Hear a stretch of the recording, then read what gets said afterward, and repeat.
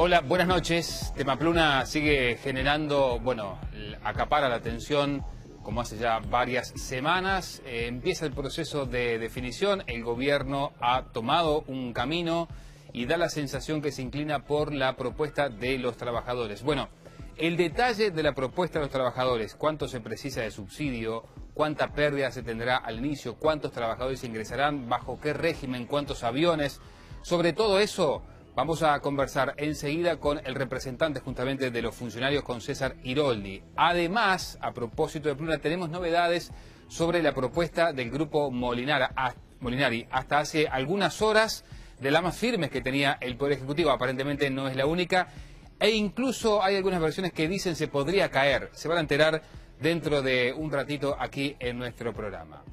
Además, vamos a conversar con el representante del Partido Colorado en el directorio de ANCAP, Juan Amaro Cedrés, que ha sido fuertemente cuestionado en estas horas en la interna de su partido, en particular por Vamos Uruguay, por uno de sus diputados, el diputado Cantero, respaldado además por Pedro Bordaberry, por unas donaciones efectuadas en el departamento de Rivera a una intendencia colorada. ¿Qué explicaciones tiene para dar Amaro y cómo han caído estos cuestionamientos? ¿Qué va a hacer a raíz justamente de estos dichos? Bueno, lo vamos a conversar con el representante colorado en la petrolera estatal. Además, una semana clave se inicia el próximo lunes para la industria cárnica de nuestro país, porque estará aquí en Montevideo y en buena parte del territorio una misión coreana evaluando algunas plantas frigoríficas. ¿Para qué? Para dar el último visto bueno eventualmente, el último papel administrativo para colocar carne uruguaya en Corea. Una de las grandes objetivos que tiene el gobierno, el de colocar carne otra vez en Corea, bueno, se está definiendo por estas horas. Vamos a conversarlo aquí en nuestro programa con el presidente del INAC, con el doctor Alfredo Frati, además de hablar del precio que tiene la carne, ¿no? ¿Qué pasa? ¿Por qué en algunas circunstancias el precio de determinados productos como la carne bovina y también la carne del pollo en particular a veces está tan caro? ¿Dónde está el desfasaje? Lo vamos a conversar con el doctor Alfredo Frati además. Y a eso le sumó el aporte de nuestros compañeros, a quien ya saludo. Lorena Nicrosi, ¿cómo estás? Buenas noches. ¿Qué tal, Alfredo? ¿Cómo estás? Bueno, a ver un título para hoy. Bueno, el nuevo Código de Ética Médica habilitará a los profesionales que no quieran practicar abortos a que puedan pasar los pacientes a otros profesionales. Vamos a conversar justamente, vamos a contarles a ustedes algunas de las novedades que tiene ese nuevo Código de Ética que, bueno, dentro de poco va a salir a la luz pública. Nicolás Núñez, ¿cómo estás? Buenas noches. Buenas noches, Alfredo. Buenas noches a todos los televidentes. En la segunda intervención vamos a hablar de un tema recurrente. ¿Por qué cada vez que llueve mucho acá en Montevideo se rompen los semáforos? Bueno, un tema que ciertamente ha generado muchas preguntas para los montevideanos en particular, que se encuentran ante un temporal con algunas dificultades para transitar en algunos puntos neurálgicos, ¿no?, de Montevideo. Vamos a conversar dentro de algunos minutos con César Iroldi, les decía, el representante de los trabajadores de Pluna, pero antes de eso, una puesta a punto de algunos hechos políticos por un lado, pero también empresariales por otro, porque desde el ámbito político se está asegurando que el gobierno de Mujica no va a establecer cambios en el gabinete, ni tampoco en el Banco República, pese a los fortísimos cuestionamientos que está teniendo desde fuera, pero desde dentro del gobierno, tanto, por ejemplo, el ministro de Economía, el ministro de Transporte y, en particular, el presidente del Banco República. Pese a esos cuestionamientos, Mujica no va a hacer cambios. Es una información que tiene para nosotros Loreley. A ver, Lore. Así es, Alfredo. Por lo menos por el momento no se prevén cambios. La situación de la aerolínea, la forma en que se procesó la liquidación, el tema de la subasta, va a seguir en el debate interno tanto del Frente Amplio como del Gobierno a raíz de las consecuencias que esto ha generado, y el pase de factura ya comenzó públicamente a través de distintos medios a hacerse notorio. Si bien en filas del Frente Amplio se tenía en cuenta o se manejaba la posibilidad de que el ministro de Economía, Fernando Lorenzo, dejara la cartera a fines de este año o principios del próximo para dedicarse exclusivamente a la actividad política partidaria, se estima que a partir de esta situación difícilmente pueda concretar esa aspiración y que proseguirá en la cartera. Por otro lado, en el caso de Pintado, si bien ha estado siempre en la mira y ha sido muy cuestionado y muchas veces se ha señalado la posibilidad de que el ministro dejara su cargo, por el momento va a seguir en el Ministerio de Transporte, al igual que el director del Banco República, Fernando Caloia, quien ha sido el centro de las mayores críticas justamente por el tema del aval bancario y por el tema de la compra del boleto. Claro, a propósito, la intención de adquirir el boleto se la han adjudicado directamente al vicepresidente Astori, ¿no? Bueno, se lo ha adjudicado y eso fue lo que salió esta semana. Se informó de que fue, a partir de la interpelación del lunes, se señaló que había sido Astori el promotor de esta idea. Sin embargo, si nosotros recordamos, la semana pasada, cuando se reunieron los trabajadores con el presidente Mujica, salieron de la torre ejecutiva y uno de los temas que plantearon fue justamente que el Estado adquiriera el boleto de reserva. Eso lo dijeron públicamente. Sin embargo, más allá de la información que dijeron los sindicalistas, a través de fuentes allegadas al presidente Mujica, se señaló que en ese encuentro el mandatario vio bien la posibilidad de la compra del boleto y también fue un poco el instigador a que se hiciera ese comentario luego cuando salieran a hablar con los medios de prensa. Eso estaba en conocimiento de varios sectores del Frente Amplio, que estaban en contacto con el presidente y también con los gremios. Sí, sin embargo, el mayor desgaste lo ha tenido notoriamente el Frente de Libre Seregni en contraposición con lo que viene siendo la realidad de los otros sectores, ¿no? Y bueno, eso se vio el día de la interpelación y se vio en estos días que sucedieron. Hay que tener en cuenta que la interpelación del lunes 29, y tú la semana pasada le preguntabas a Michelini por qué se iba a realizar ese día, y bueno, no fue una decisión que la tomó la bancada, sino fue una decisión que la tomó el propio presidente de la República, de que se realizara en esa fecha antes de que venciera el plazo de la subasta.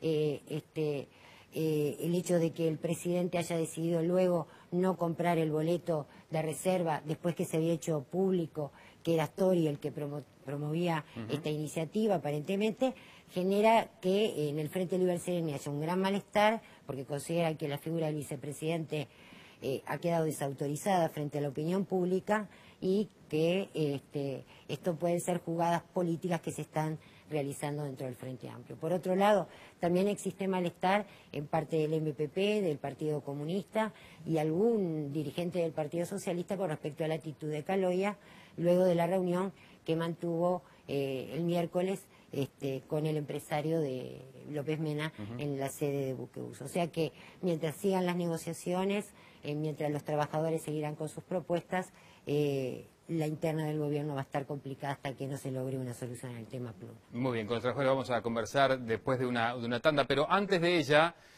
vamos a los detalles sobre la propuesta de Carlos Molinari, del argentino Molinari, que hasta estas horas venía siendo de las más interesantes, pero puede haber alguna dificultad. El presidente ha dicho que las propuestas empresariales no llegan con el dinero. Bueno, tenemos para ustedes información sobre exactamente qué es lo que ofrece el señor Carlos Molinari para, de alguna manera, volver a tener una aerolínea de bandera nacional. A ver, Nico. Mucho se habla acerca de si se pone la plata o no.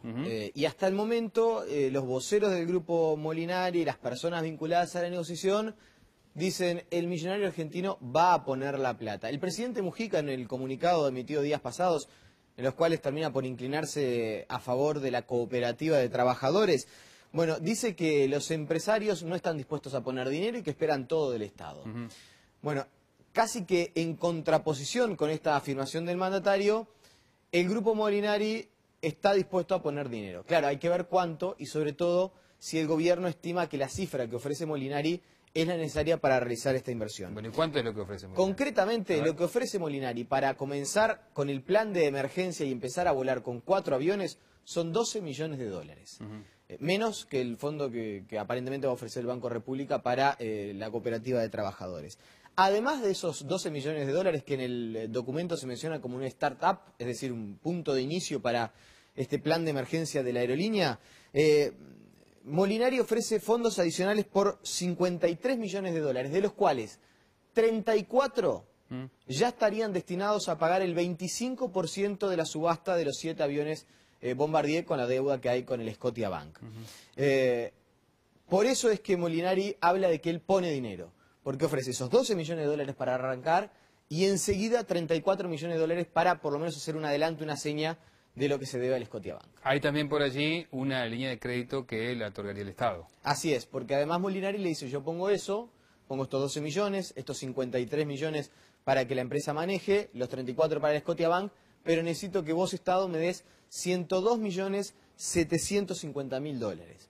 Es un préstamo que pide Molinari, seguramente el gobierno tampoco se lo daría constitucionalmente, ¿no? Pediría otro préstamo y Molinari se haría cargo de esa deuda. Pero bueno, Molinari pide esa suma de dinero y se la pagaría al Estado en 15 años y con un interés de 4% mensual. Eso es a lo que se compromete el millonario argentino.